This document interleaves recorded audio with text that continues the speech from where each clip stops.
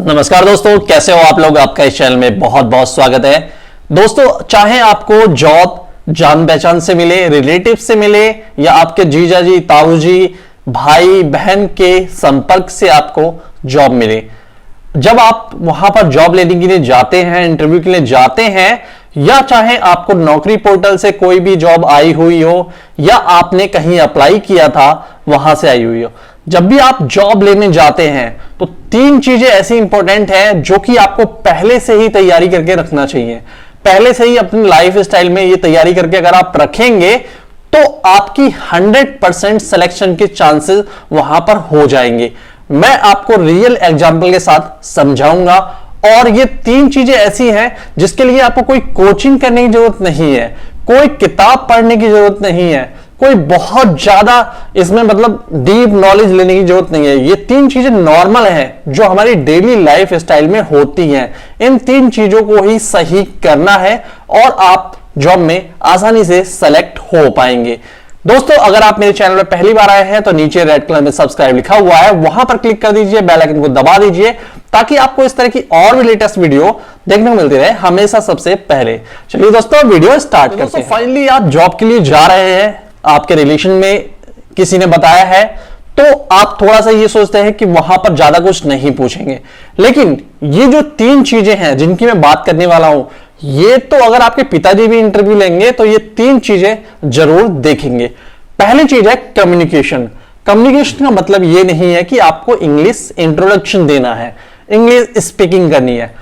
आप जिस भी लोकेशन पे हैं, चाहे आप साउथ इंडिया में हैं, चाहे आप ईस्ट इंडिया में हैं, नॉर्थ इंडिया में है, वेस्ट इंडिया में है, या सेंट्रल इंडिया में है, आप जिस जगह भी आप इंटरव्यू के लिए जा रहे हैं, अगर वहां पर रीजनल लैंग्वेज चलती है तो कम्युनिकेशन आपका रीजनल लैंग्वेज में होना चाहिए।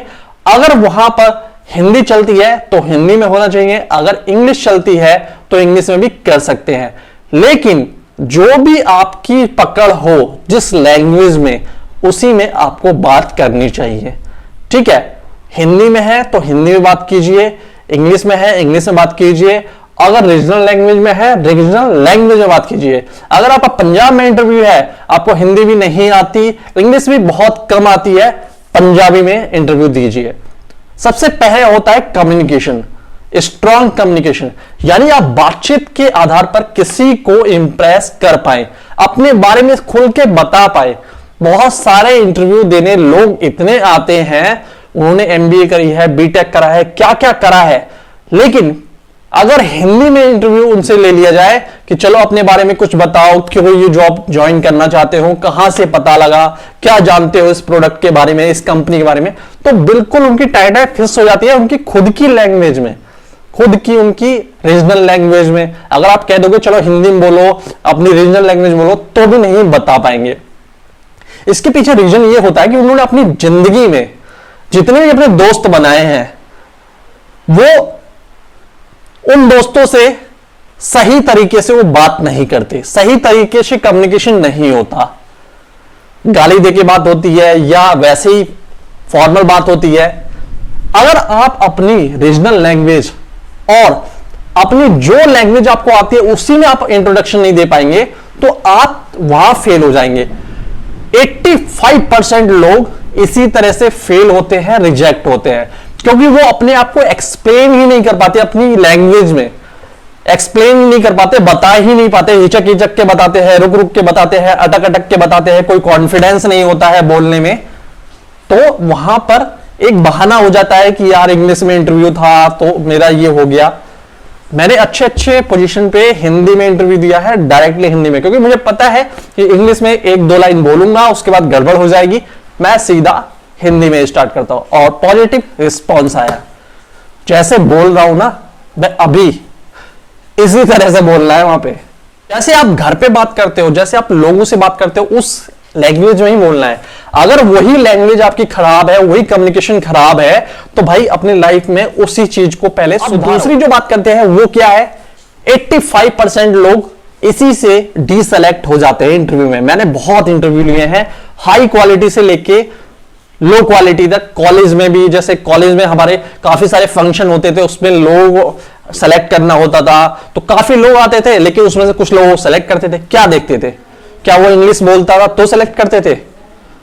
बहुत सारी चीजें देखी जाती है। एक इंटरव्यू लेने वाला बैठा हुआ है, वो बहुत सारी चीजों पर जज करता है आपको।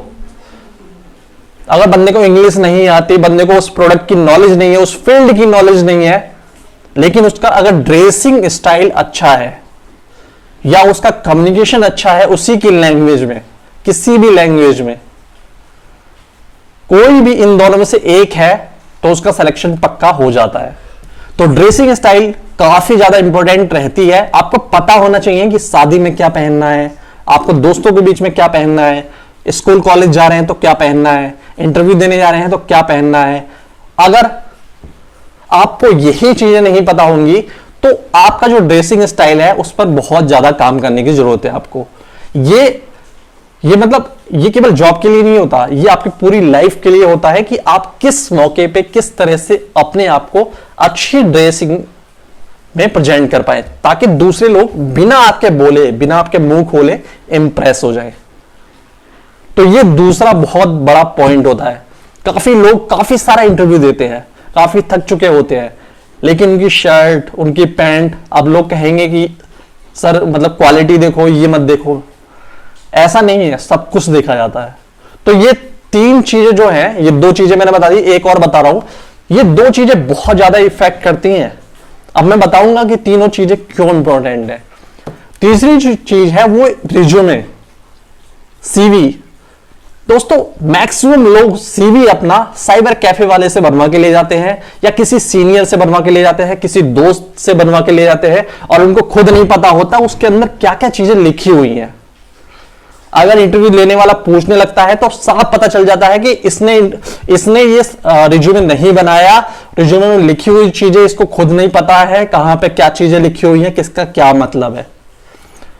आप भले ग्रामेटिकल मिस्टेक करो, लेकिन खुद से रिज्यूमे बनाओ।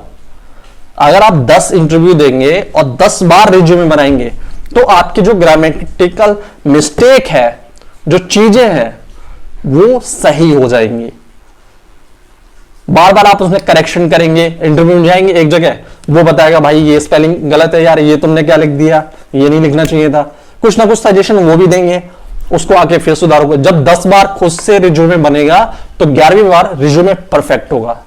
और रिज्यूमे अगर आपने बनाया है तो उस रिज्यूमे में कोई भी कुछ पूछेगा, आप बिल्कुल भी फेल नहीं होंगे। अब ये तीनों चीजें क्यों इंपॉर्टेंट है?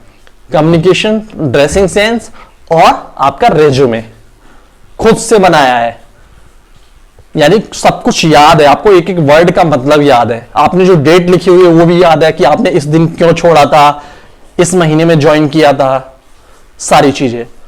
तो ये तीन चीज बहुत इंपॉर्टेंट है। अगर आपको प्रोडक्ट की नॉलेज नहीं है, आपको मार्केट की नॉलेज नहीं है, आपको उस कंपनी के बारे में नहीं पता, तो ये चीजें माइनर होती हैं। ये सब सिखाना उनके लिए बहुत बड़ी बात नहीं होती।